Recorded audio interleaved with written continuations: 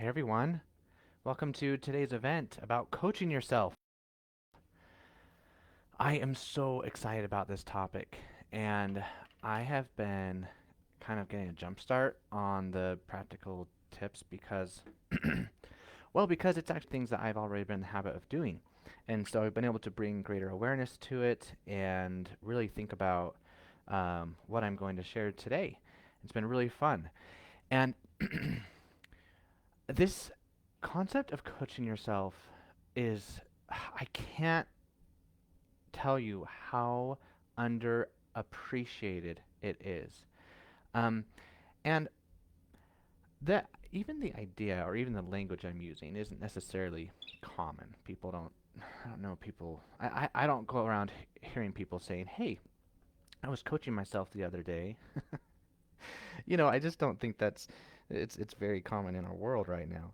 Um, um, But some people are generally might be aware of it or hear about it, and then they just dismiss it. They're just like, what what is it? It's like self-talk, like what do you mean? And like it sounds kind of fluffy.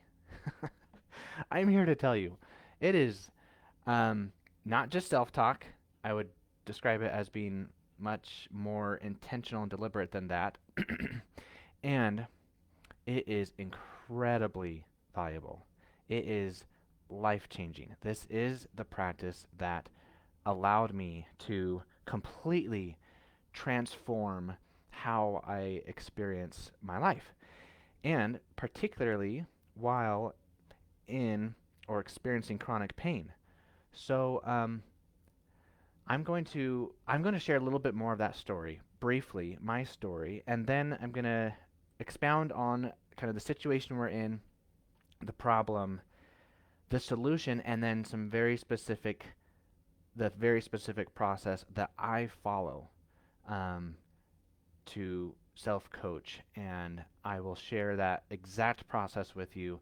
It is so simple, and I'm warning you that you might think it's too simple. It's like, how effective would this really be? Like, how would this actually impact my life? And um, if you would just give your mind the discipline to entertain the possibility that a drastically different experience in life might be the result of very simple, small actions, a very simple process.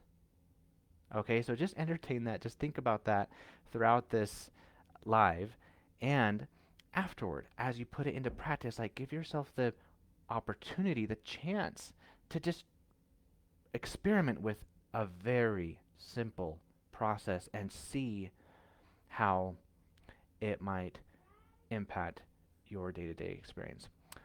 Okay, so um, I also want to just throw out there if you're just joining or watching, feel free to put in the comments any questions you have. Any questions from if you've watched some of my other events, any questions you have from past topics or about today's topic around coaching yourself. Um, I will be here. I'm available to review and really just like brainstorm with you. Consider your questions and talk about how I've worked through situations that you might be in as well. Um, all right. So here's my story. I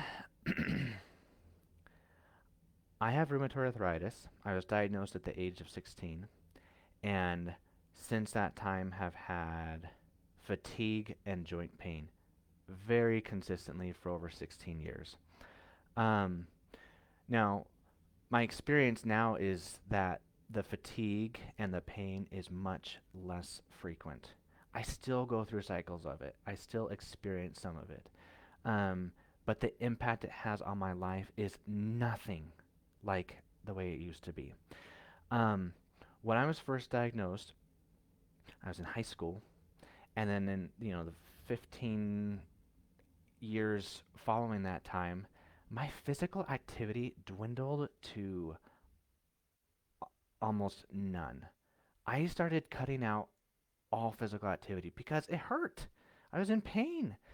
And um, I was living, I watched my life just become so small in terms of my physical experience. And not only that, but it became so small in terms of my mental and emotional experience.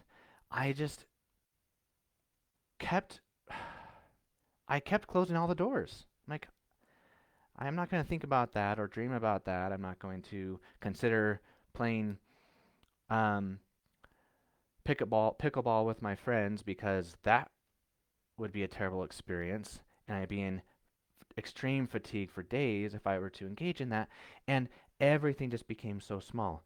And um, but the thing to notice, the thing that was interesting is that the creation of small, it didn't I can't I've now realized that didn't happen because of my pain.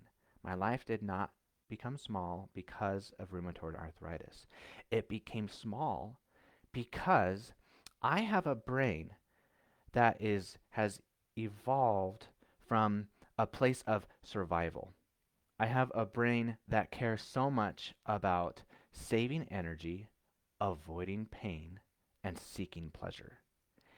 And so when that is the like innate motive that's driving me, that is what closed all the doors and created a small life.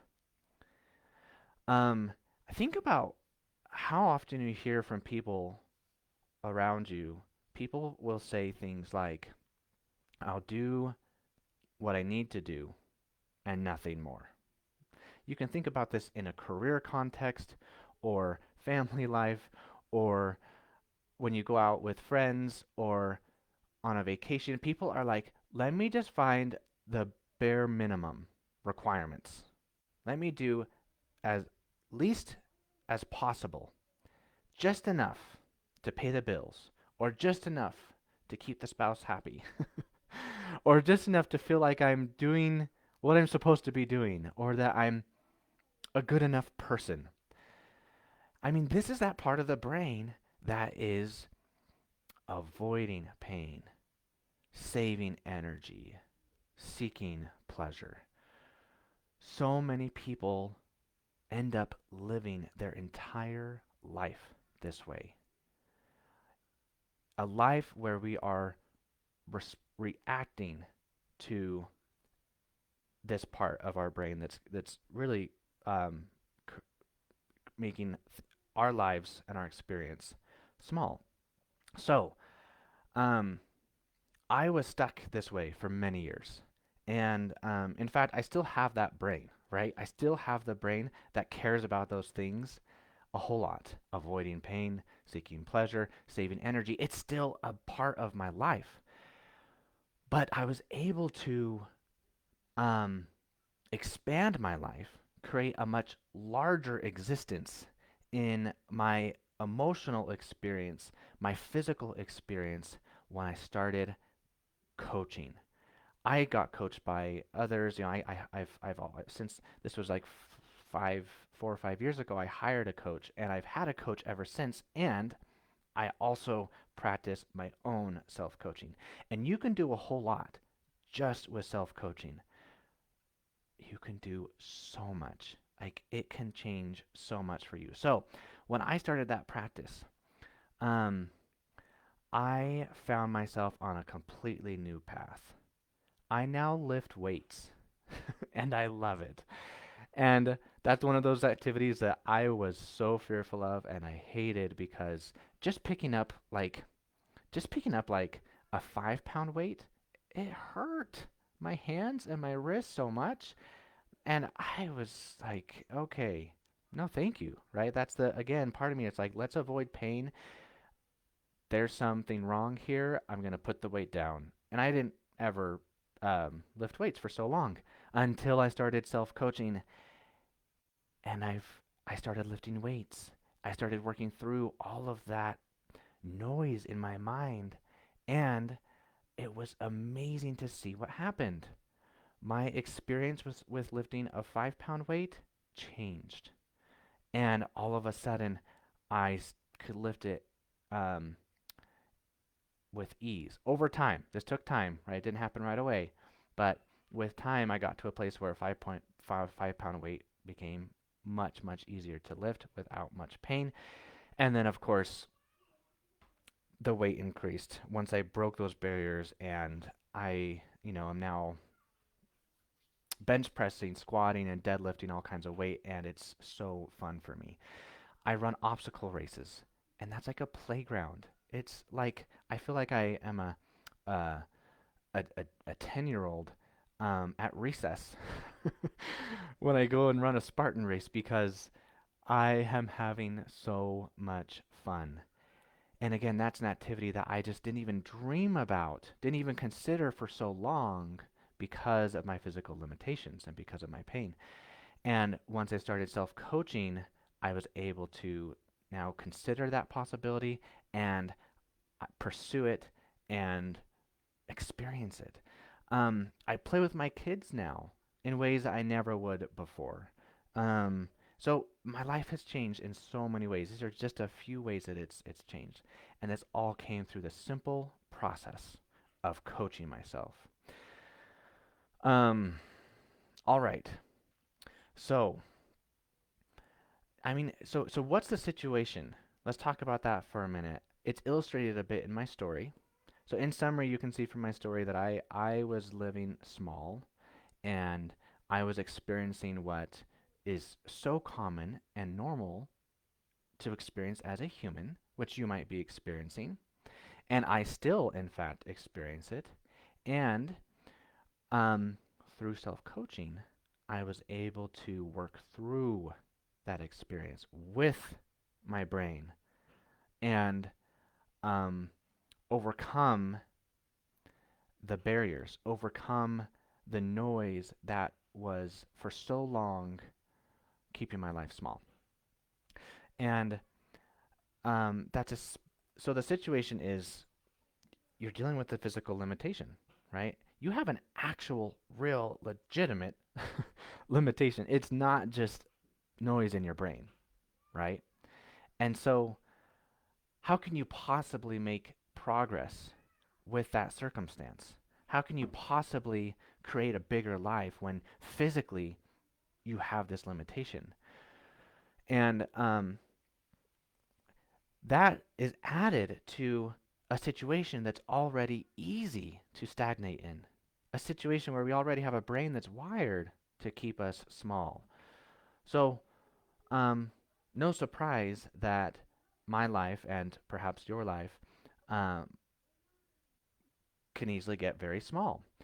So, the problem is making progress. It's hard. That's the truth. Making progress, creating change that you really want, creating a new experience, especially when you have a physical limitation, that's just hard. And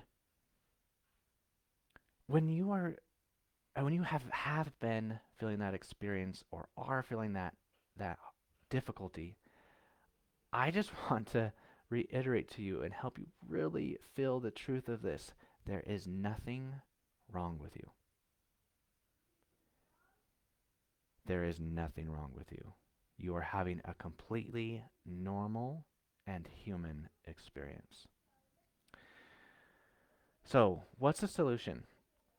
Well, pursuing what you want, pursuing your desires, letting yourself dream, and then letting yourself maybe entertain that dream a little bit, and to begin expanding your experience slightly, um, that pursuit does not come along with life threatening consequences.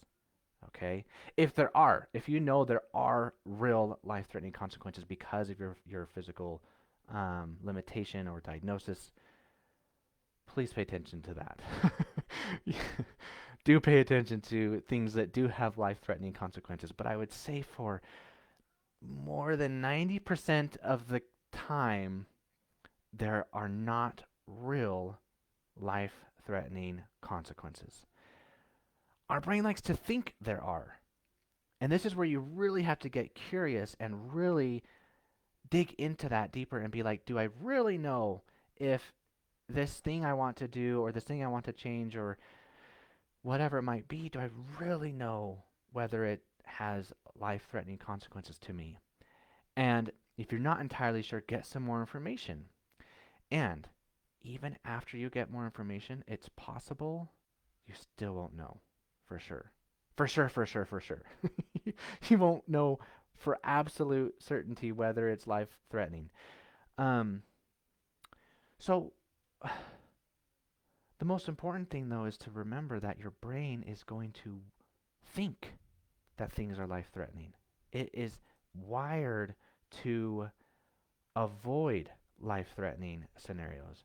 So it's constantly scanning for and looking for the evidence that you're going to die. That is just how our brain is wired. And this motivation of survival, while it used to be really important to keep our species alive, most of the time, all it's doing right now is creating fear, worry, and discouragement and concern about threats that aren't real threats. So when we let when we let fear, worry, and discouragement run our life, we live a small life and we turn off all the things that are lively in us.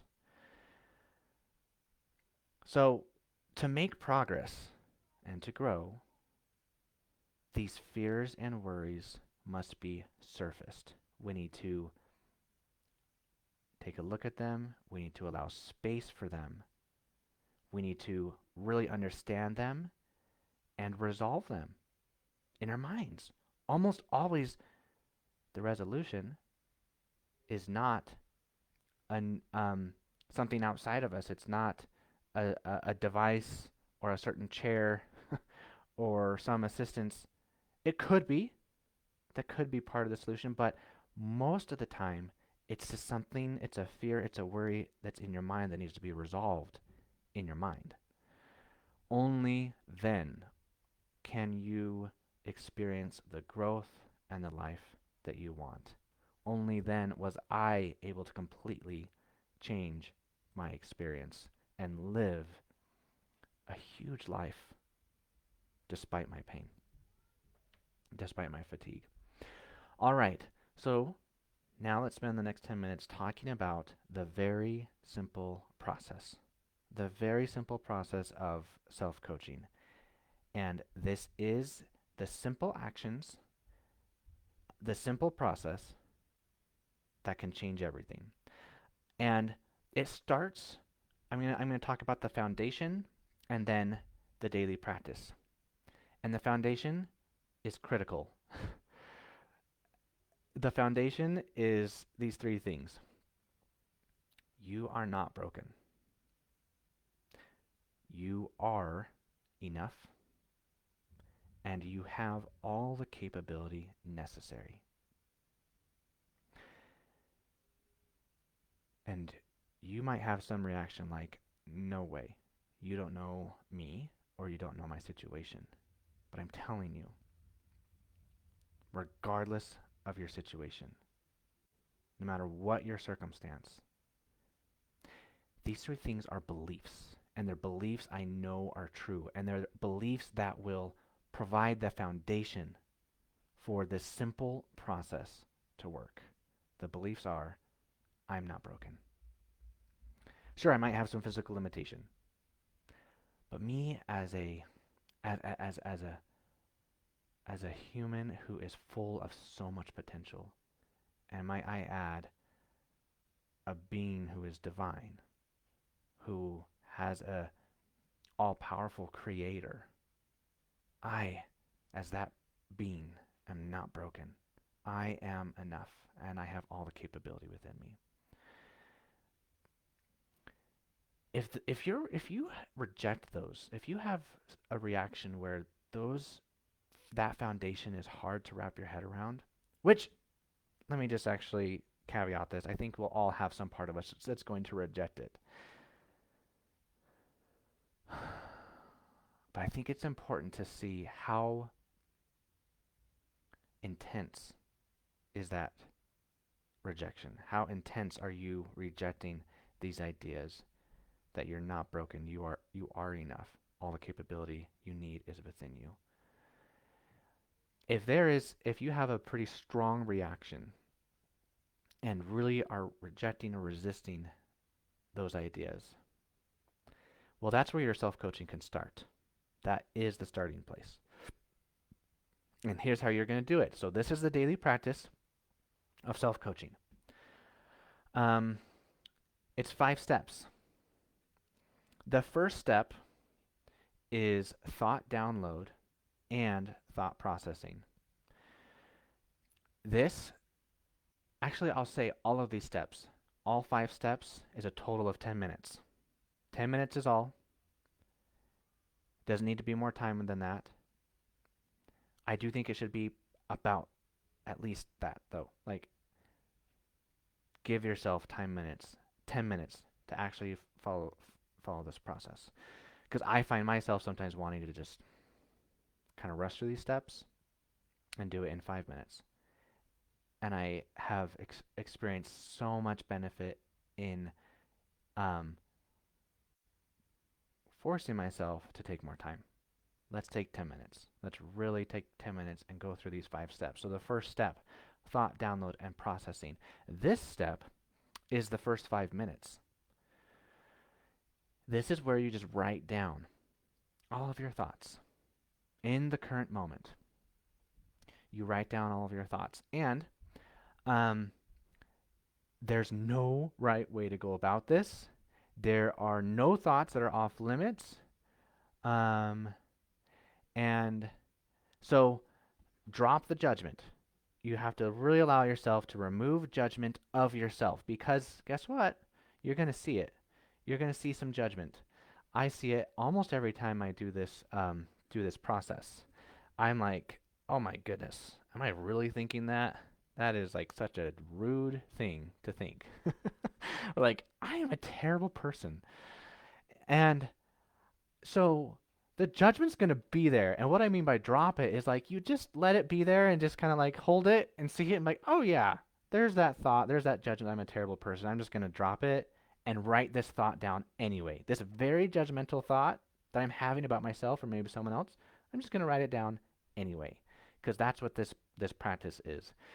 You're dropping judgment. You're removing any filters. I notice that I'm often it's also related to the judgment. I'm kind of like sifting through my thoughts. Like I only grab the ones I think are maybe worthy.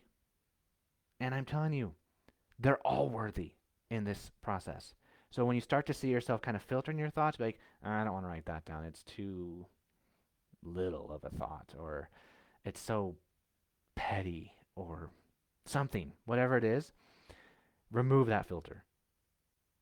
So be very, this is a very, very conscious activity where you're just letting yourself watch your brain. It's such a fascinating thing. It's kind of like if you were going to some entertainment, a sporting event, a concert. You go to watch a race, race cars, whatever it might be. The entertainment in this practice is your brain. Your brain is front and center. It's on stage. You are sitting in the stands and you're watching it. So we're sitting in the stands, we're watching it. We watch the judgment also take place and we just drop it. We watch the filters, try to filter out what's happening on stage, and we remove those filters. It's like if you're in this analogy of being at some entertainment, maybe there's some glasses that filter out what's going on. It's like, no, you take the glasses off. You just get to see it all. And what that also might mean is that there might be some thoughts that create a negative, like some hard emotion. You might have some negative emotion, and you have to be willing to allow that. I'm going to allow this negative emotion. So you allow negative emotion, you also allow the positive. I find that sometimes I'm filtering out the positive. It's because our brains like to do this. Our brain is wired to only see the negative. And so this activity also allows me to practice seeing the positive. I notice I'm only writing down negative things. I'm like, wait a minute, what else is going on in my brain that could be a positive thought? Oh, and then I start to see some of those thoughts and write them down. And you can type it too. I actually am typing. I'm not writing. Whatever's most comfortable for you. And then finally, the last tip related to this step is to courageously let the horrendous stuff surface. That's kind of an exclamation point that I'm putting on all of these tips so far. Courageously let the horrendous stuff surface. It sometimes takes so much courage when there's so much judgment. You're like, whoa, man, I'm such a terrible person, and this is a scary thought. And sometimes they're like thoughts about the whole concept of life-threatening things. Say, okay, here's a thought about some concern I have that I might die today, or some concern I have that someone I love might die. I don't know. It's horrendous. It's scary. Take a deep breath. Allow the emotion. Write it down. Okay? That's step one. Thought download and processing. Oh, I need to say one thing about processing. What I mean by that is after I've written it down and I've taken 5 minutes to do it, then it's so powerful to just take a minute to scan them, to kind of look over the thoughts. Here's my daughter. Hi, Pearl. Take a minute to scan over the thoughts, because what comes from this, what's so powerful, is that you get to see that all of these things happening in your mind are just creations in the mind. You get to see that they're not real. They're creations. They're imaginations. They're like what we all do as humans and as children, where we can imagine things and create things in our mind, and that's happening every day and every moment. And all of those things happen in our mind, they're just in our mind. And so when you can actually write it down and see it in front of you, separate from you, this is kind of the arrival at this metaphor of being someone in the stands attending an event. If you're in the stands attending an event, when you have all the thoughts written down, you now get to be that observer, that person who's attending the event, and the thoughts and everything that you've written down or typed out, they're now the entertainment on stage, and they're separate from you. That separation from you is so powerful, because that's the truth. Our thoughts are not us. They are a result of neurons firing in our brain and creations in our mind. That's it. They aren't actually who we are. And so when you get to process them, write them down, and then look at them, that you, that transformation takes place. That alone is so transformational, to be able to process and just see that these are thoughts. They're separate from me. Okay, step 2. I'm gonna have to move a bit more quickly through these last few steps, okay? But that's okay, because that first step is the most critical. Step 2, you choose a thought. You pick one. I would say pick one that just you're really fascinated about. You're like, wow, I'm really curious about this one. So scan while you're processing and scanning and seeing that these are all thoughts. Look for one that just kind of piques your curiosity. Okay, that's step 2. Step 3 is then to understand the effect of that thought. So the way to do that is you pull that thought out of the I guess actually this is kind of what you do in this metaphor. All the other entertainers, they leave the stage. All the entertainers leave stage, and we just have one. Now we just have one. Okay? And we look at this one thought and ask these three questions. One, when I think this thought, how do I feel? I write down the feeling. It's a one-word emotion. Question two, when I feel that way, because I'm thinking that thought, what do I do? And write down the actions you take when you're feeling that way because you're thinking that thought. And then also write down, what don't I do when I'm feeling this way because I'm thinking this way?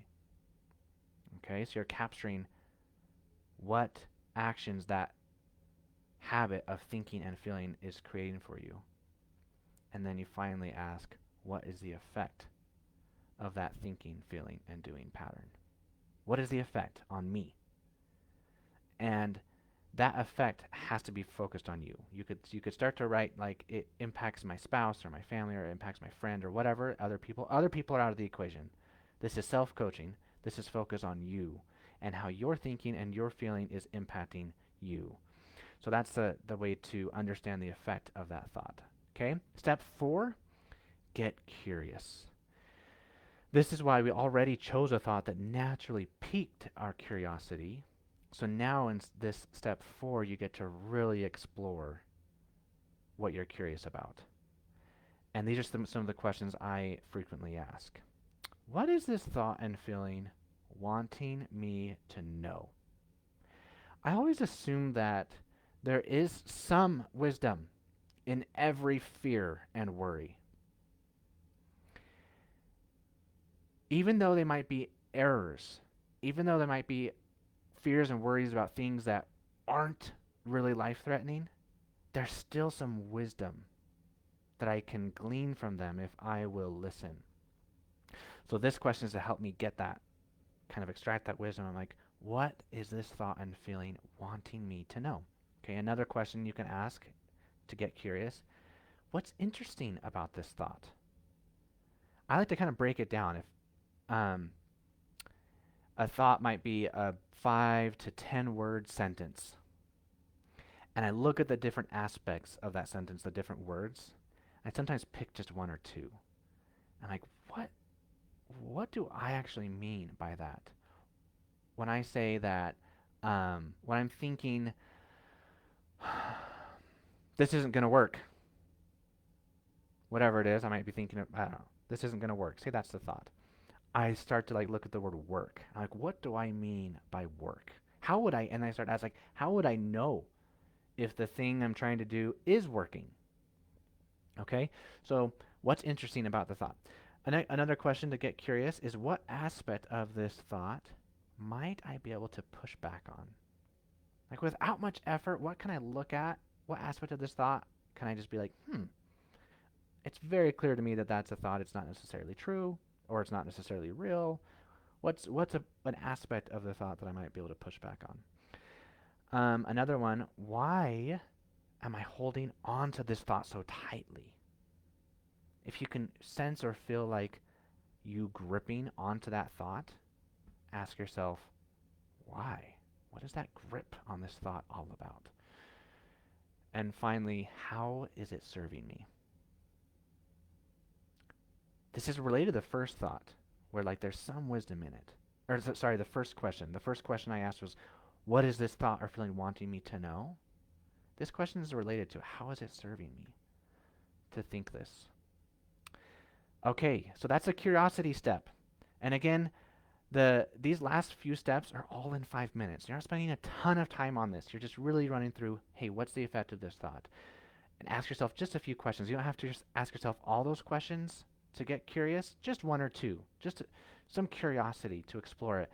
And then the final step, decide how you want to move forward. And so I often ask myself, do I want to keep this thought? Because that's in my power. I get to choose. Sometimes I want to keep it. I have a tight grip on it, and there's a good reason for the tight grip. I look at the actions, the emotion and the actions that are being fueled by this thought, and sometimes I look at that and I'm like, I think those are useful things. I like what that's creating for me. I'm going to keep this thought. Other times, I see it, and I'm like, oh boy, don't want it. Thanks for coming, thought. I think you brought some wisdom. I listened to you. Took some time to glean the wisdom, and I'm done.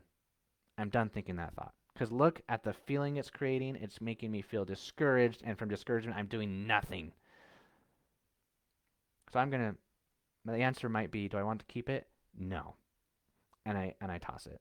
So then, if I find it difficult to toss, I ask myself, what will help me let go of it? Okay?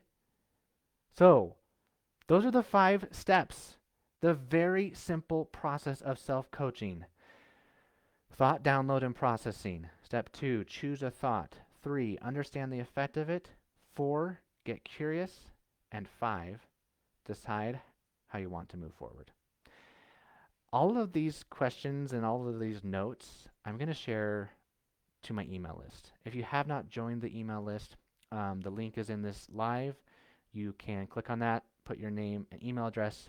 You'll get all of these notes because it's a lot of information. And if you want to have it in writing so you can refer to it later, join the email list. Thank you so much for joining. I love you all. It's so fun to connect on these lives and to interact in the comments. Kelly, you said thank you for doing these. You're so very welcome. Please continue to comment, ask questions, share your experience, and I'll see you all next time.